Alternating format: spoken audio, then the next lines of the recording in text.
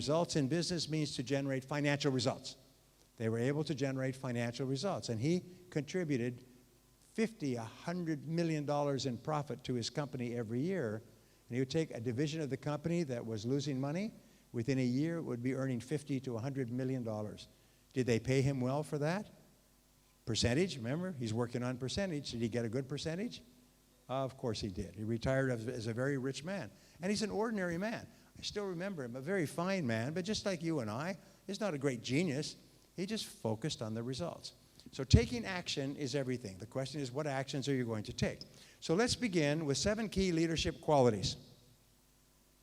And 7 key leadership qualities, these are the qualities in 3,300 years of analyzing leaders, going back to 600 BC, where they analyzed the leadership qualities of Cyrus the Great of Persia, and all the way through to Jack Welch and top business leaders like Steve Jobs in the current day.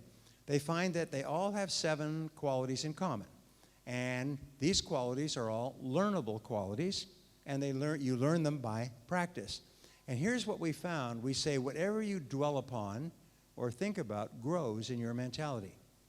Like if you put water and sunshine on a seed, it grows in the soil. If you think about these qualities, you start to develop the qualities. You start to absorb them, and they become part of you. So please take notes as we go along. Number 1 is the most important quality, most common, is vision. Number 1, leaders have vision. Leaders have a clear picture of the future. Now, my favorite word in business is the word clarity. Clarity, clarity. Is leaders have clarity about where they're going. Just as if you decided to take a long trip, you select your destination. Once you've selected your destination, the logical steps to get to that destination begin to emerge. Now, you may have to make many changes and so on, but basically, the selection of the destination, the vision, is the job of the leader. Peter Drucker says that leaders think about the future most of the time. We say you become what you think about most of the time. Leaders think about the future most of the time, and only leaders can. Only leaders have the responsibility to select the desired future for their organization. So we say, A, leaders create an ideal future vision. In life, by the way, in business, all of business is the starting and completion of projects. It's a very interesting thing. I say, do you know very much about project management? And they say, no, I'm not involved in project management. Oh, yes, you are. Anything that has more than one step is a project. We call a project a multi-step job. It has several steps that you must take to get the final result. So every person here is a project manager. Even to get here this morning, you had to get up, you had to dress, you had to have breakfast, you had to go through traffic, you had to park your car, you had to come in, you had to register. These are all steps in the project of getting you to your seat today. And so we find that all success comes from starting and completing projects. Now in the Bible it says, "O good and faithful servant, you have been faithful over small things, I will make you master over many." That means that if you do little projects well, you are given bigger projects to do. If you do those well, you're given bigger projects, and pretty soon you're at the top of the business, earning 10 or 20 or 100 times the average of the person inside your business. So project management means you always start a project by saying, what is our clear goal? If we complete this project perfectly, what will happen? What will it look like? Albert Einstein was once asked, if there was a major problem threatening to destroy the world, and you had 1 hour to solve the problem, what would you do with that hour? He said, I would spend the first 59 minutes becoming perfectly clear about what the problem was, and only 1 minute solving the problem. So what leaders do is they spend the first part becoming very clear of their goal or destination, the ideal future. If this project was perfect, what would it look like? Now, we see some people sitting here in the front row. All the best students sit in the front rows, by the way. The others sit in the back so that they can leave if nobody's looking. I know. I've done this 5,000 times. All right. And so if you wanted to sit in the front row in this seminar, what would be your strategy? Get here early. Oh my, that's complicated. Now, then you work back. The ideal is to sit in the front row. Working back, then, I would need to get here early so I can get a front row seat, which means that I would have to leave early in order to get here. The funniest, and what I think the dumbest thing that people can say is, I'm late because of the traffic. You're late because of the traffic. That's so ridiculous. First of all, there wasn't very much traffic this morning, so you're not late because of the traffic. The reason you're late is you didn't leave on time. Is that correct? Say yes. Of course it is. If someone offered you $100,000 cash if you were here on time, would you be here? If there was a traffic jam, what would you do? You'd get out of your car and run. In other words, you decided to be late. Do you know that only 2% of leaders are punctual? And they're the top leaders in every organization? They're as punctual as a Swiss watch. If all you did was say, from now on, I'm going to be punctual, which means I'm going to be 10 minutes early for every appointment. Punctual means 10 minutes early. Okay? If you decided to do that, every other habit in your life would change. You'd become more precise, better organized, be a better planner, you'd be a better thinker, just by making a decision to be punctual for everything, which means being early for everything. 10 minutes early is punctual. Okay, so imagine no limitations.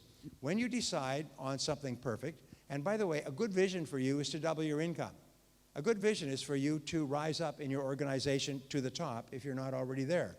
A good vision or for you is to have a wonderful home life and a beautiful home and a beautiful car and a wonderful lifestyle. These are very important visions. In the Bible it says, where there is no vision, the people perish. What it means is the people just go around in circles. They never accomplish anything. They're like the Israelites wandering in the wilderness for 40 years. Why did they wander in the wilderness? It's because they didn't have a destination. So they just went around in the wilderness for 40 years. And finally someone says, let's go there. And Moses said, let's go there. They all went there. And my point is that if you have a clear vision, now everything becomes organized. And imagine that there's no limitations. Imagine that you have all the talents and all the skills that you need, which you do. As Azim said, the average person has more potential than they could use in 100 lifetimes. So you have lots of potential. You can learn any skill. You can accomplish any goal as long as you're clear about it and you're willing to work. So imagine that you have all the friends and all the contacts and all the knowledge and all the skills. If you had no limitations, what would be your perfect vision for your future? Your perfect vision for your home, for your family, for your marriage? What would be your perfect vision for your career and for your income? What would be your perfect vision? And then the only question you ask is the question, how? How do I achieve it? How is the question of top people. How do I achieve my goals? Not, oh, I tried and it's too difficult, and what about all the economic and political problems? No, just how can I do it? What are the next steps? What is my next action? And number C is what would have to happen? One of the exercises which I say is, imagine we have a magic wand and you could project forward 5 years in your career. And you could create a perfect career for yourself. Income, work, people, activities. So you just loved what you were doing and were paid very well for doing it. What would it look like? And then you take a pen and you think on paper. You describe it on paper. Because what we've discovered is two things. If you cannot write it down, you cannot achieve it. If you cannot write it down, you don't know what it is. You're unclear, fuzzy. It's almost like you're driving in the fog or a dark night with no lights. But when you write it down, it starts to become clearer and clearer, and there's a direct relationship between how clear your ideal future is on paper and how fast you create it. Look at this convention center. This is a beautiful convention center. Do you think a bunch of workmen just showed up here one day and started throwing up walls? Or do you think they had architects that worked for months and even years designing and perfecting every detail of the wall, every light, every piece of chrome? Everything was carefully planned out on paper, and only then did they begin construction. So you spend 90% of your time in preparation. They say every minute that you spend in planning saves 10 minutes in the actual work. So taking the time to think on paper gives you a clear image of what your future would be, and then suddenly you begin to see things that you can do and actions you can take. You may have heard about the book The Secret. Has anybody heard about the book The Secret? You know that the person who wrote the book, The Secret, went through my seminar on mental laws 3 times and then wrote the book. And she even got it wrong because she missed so many things. And there's so many parts. But basically, the secret is the law of attraction, which, by the way, was discovered 4,000 years before Christ. It has never been a secret. Everyone has always known it.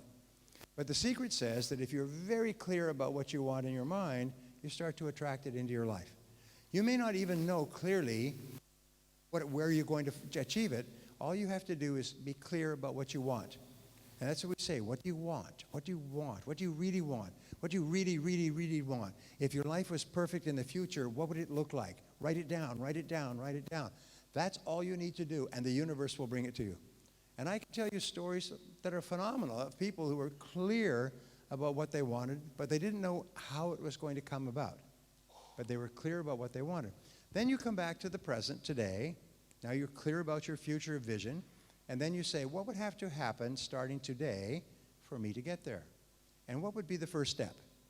Now this is the difference between winners and losers in every field. Winners take the first step with no guarantee of success. Winners just take the first step. And you can always see the first step. Whatever your biggest goal in life is, you know the first step. Whatever your biggest problem in life is, you know the first step to solve it. The first step is always clear. And if you take the first step, the second step appears. And if you take the second step, the third step appears. And it's the most amazing thing. And if you just take one step at a time, you'll achieve any goal. What is it that Confucius says, the Chinese philosopher? A journey of 1,000 leagues begins with a single step. It's the starting point of all success. Winners take the first step with no guarantees. Losers are always saying, well, what is my guarantee? I mean, if I take a step, how can I be sure that I'm going to be successful? You cannot be sure. As a matter of fact, you're probably going to fail 100 or 1,000 times on your journey. You're going to stumble and fall and make mistakes. And every mistake is part of the learning process that enables you to achieve your goal. But it all begins with taking the first step. Which brings us to the second quality, and the second quality is courage. And in these 3,300 studies, they found the 2 qualities that every single leader had in common was vision, an exciting picture of the future that they wanted to create, and courage, which was the courage to take action on the vision with no guarantees. So everything in life requires courage. Now, what is the opposite to courage? It's fear. And where does fear come from? Fear comes from doubt, self-doubt, and ignorance. Doubt and ignorance equals fear. So how do you overcome fear? Is you learn everything you need to learn. Informed thinking versus uninformed thinking. Because you're never afraid when you know what you're doing. For example, if I were to say to you, you're going to have to drive home after this through Dar es Salaam traffic. After this seminar, you're going to have to drive home. Does that scare you? No, because you know how to drive. You've driven so many times. You could drive without thinking. You have zero fear of driving home because you know how to do it. So therefore, the more you increase your knowledge, the lower is your ignorance and the less is your doubt. So the antidote to doubt and fear is knowledge and skill. As you develop knowledge and skill to do your job, you become fearless. People say to me, are you nervous when you speak to a large audience? I've spoken, my biggest audience was 85,000. Are you nervous? Not at all. Why? It's because before my biggest audience was 23,000. You speak to 23, before 15,000. My first audience was 7. I was nervous when I spoke to 7. But then it was 12, and then it was 15, and now it's thousands. Are you nervous? No, because I've done it so many times, and I'm thoroughly prepared. And it's the same thing with you. The reason way you overcome your fear is increase your knowledge and skill until you reach the point where you have no fears at all. Does that mean that you won't make no mistakes? Oh, no, you will make mistakes, but you'll recognize them quickly, and you cut your losses so you don't spend a lot on your mistakes, and then you'll learn and continue. So we say, A, act with no guarantee of success. Remember, just simply taking action, taking the first step with no guarantee is the mark of the leader.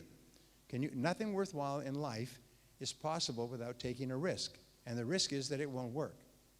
Number 2, B, is move out of the comfort zone. The biggest single limitation on success in work today is the comfort zone. People become comfortable doing things a certain way, and they don't want to change. And today, there is a whole new field that I am working in. It's called business model innovation.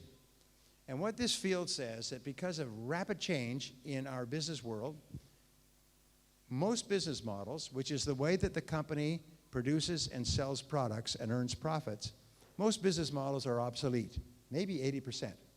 You could see this, by the way, with radio, television, newspaper.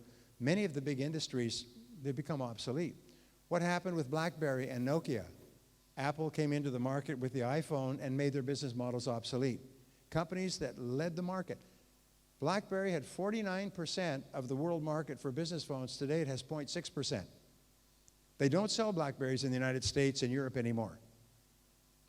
I don't know if this means anything to you, but they sell them in places where people don't know that BlackBerry's gone out of business. And so people continue to buy them. Hey, I got a good price on this BlackBerry. Yeah, the company is selling its furniture, shutting down its factories. Pretty soon we're going to have what we call a paperweight. You need to be able to put it on paper so it doesn't blow around. Anyway, the point was that they thought their business model was so good that nobody could compete with them. When Apple came out with a different business model for a telephone, which included now more than 1 million apps, so you can do everything in the world on one phone. When they came out with that business model, you know what they said? It's a toy. People will never buy it. Only children, teenagers, young people will buy the phone. And yes, they did, at a rate of about 50 million for the first year, and then 50 million a quarter. And then they came out with the iPad. People say, no, people want personal computers that they can open up and boot up and recharge and type on. What happened to the personal computer market? It's less than 50%. It's now all iPads. And the iPads are selling 50 million per quarter, 200 million a year. And they made Apple the most valuable company in the history of the world. Why? It's because they had a new business model. And your job, as question, is to ask, is my business model the best business model? Now, how can you tell if you need to have the courage to challenge your business model? The answer is that profits are harder to earn. You see, profits are the measure of the quality of your business model. It's just like if you had a really good car, when you step on the gas, it goes fast. If you step on the gas of your car and it goes put, that's a sign that something's wrong with your car. Did you know that? That's a good indicator that there's a problem with your car when it goes put, and doesn't drive. If your business model is good, then your sales and your profits are continuing to increase. If your business model is obsolete, they will have flattened out or be declining. If that's the case, move quickly. Move quickly. Don't say, oh, I'm going to wait till my company is bankrupt before I change things. That's what BlackBerry did. That's what Nokia did. They decided, well, we'll just wait till the company's broke, and then maybe we'll bring in some new innovations. What were these people thinking? By the way, they've all been fired. Too late, but all these people at the top of these biggest companies in the world have all been fired. They're all unemployable. They sit at home watching television, wondering what happened. So ask yourself, is my business model working? And if it's not, be open to the possibility that you need a new business model. That's all. It doesn't mean that you do. Your business model may be generating continuing sales and growing profitability. If it is, then you're okay. But if it's not, then be open to the possibility that maybe you need to change it in some way. And this is the breakthrough area in business today. Because you know who wins in competition? You know that the top 20% of companies earn 80% of the profits in every industry. Top 20% of companies make all the sales. Top 20% of companies have the biggest market share. What is the difference between the top 20% and the bottom 80%? Top 20% have a better business model. Let me repeat. The top 20%, most profitable companies, have a better business model than the companies in the bottom 80%. But the wonderful thing about business model innovation is that it's a skill. And what do we know about all business skills? They're all learnable. You can learn, but you've got to get out of your comfort zone. You've got to stop defending the old way. This is the hardest thing for all companies. I'm just reading a book on it. I read 3 hours a day. I carry them on my iPad, and I'm reading a book on business model innovation. Biggest single obstacle is that people won't change because they're so comfortable doing it the old way. And then number C is try something new and different. Be open to something completely new or different. There's a wonderful business line from one of the top executives of a company called Dana Corporation. And Dana Corporation manufactures automobile parts, which is a very competitive business, very low margin. You have to be very successful to earn profits in that business. And they're the most successful of any automobile manufacturing parts company in the world. And they asked the president of the company, what's your secret of success? And he said, our secret is to learn and apply new ideas faster than our competition. That's all. He said, all the ideas are out there. There's no secrets. As soon as a person has an idea, they publish it. So I'm a subscriber to Harvard Business Review.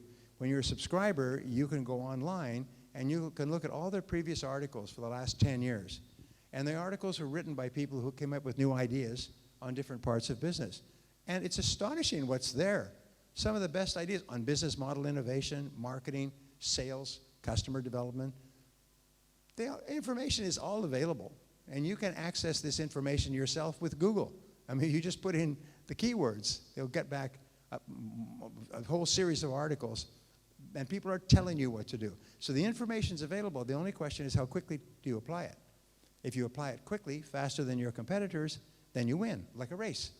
You know, almost, you know that in a foot race, they say that it's how fast you come out of the blocks, it's how fast you start the race that often determines if you win it or not.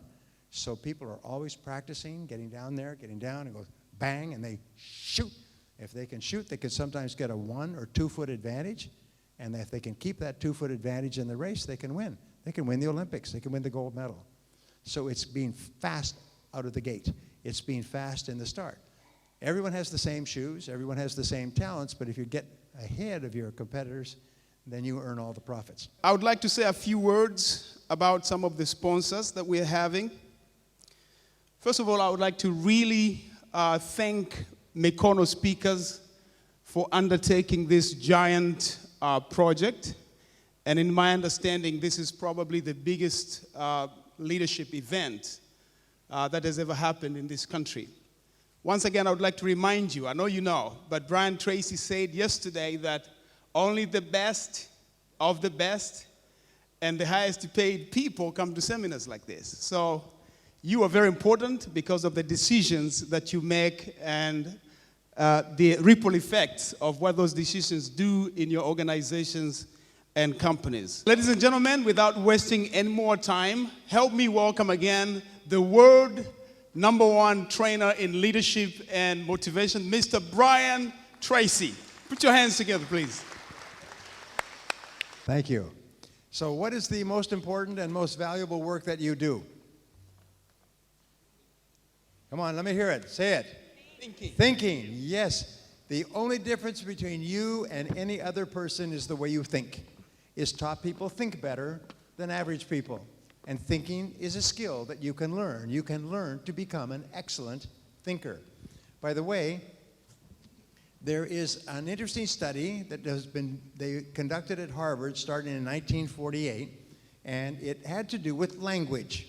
And language, they found, is the key to success. The most successful people in every society speak their language at the highest level. In fact, they found whether it's Swahili or Persian or English or German, the highest people in those societies speak their language at the highest level. So they found that just teaching people words actually increased their income and their position in life. And why is this? Is because each word is considered to be a condensed thought. It's made up of many ideas.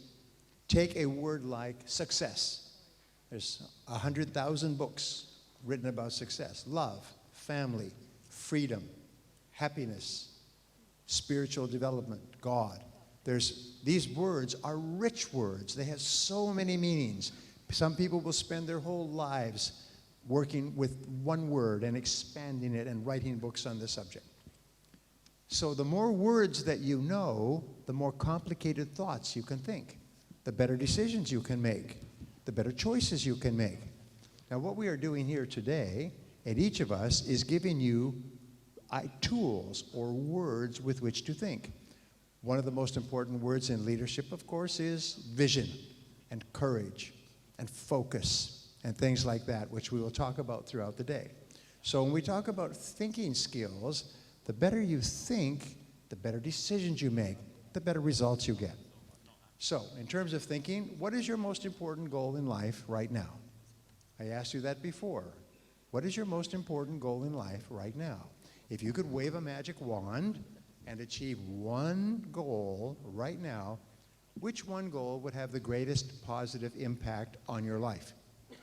Now, in my other seminars, and when I come back next year, if I come back next year, I will teach you how to set goals in each part of your life and how to manage your time and how to accomplish 2 or 3 or 5 times as much as average people. But for now, the starting point is just decide the one goal that would help you the most if you were going to achieve it. This is a key part of thinking. If you don't know what the goal is, it's like not knowing what your destination is when you drive your car in the morning. You just drive around. And most people drive around all their lives without a clear goal. Now, there's a rule that says that if you do not have goals of your own, you must always work to achieve the goals of someone else.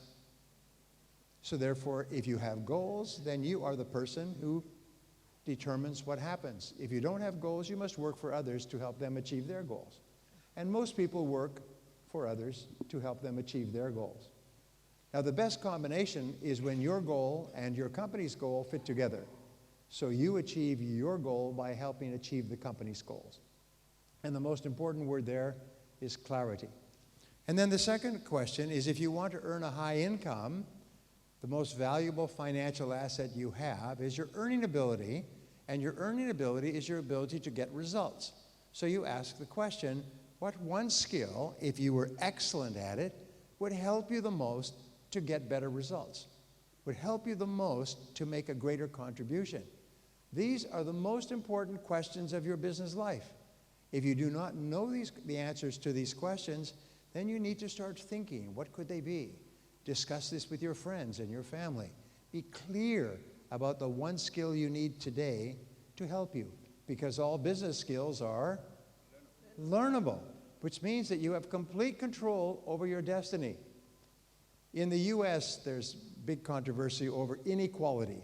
It's becoming a very popular word. And you know why they use the word inequality? It's an excuse for politicians to steal money from people who have earned it and give it to people who have not. That's all. It's just pure politics. It has no reality in truth, because inequality is something that a person decides to have.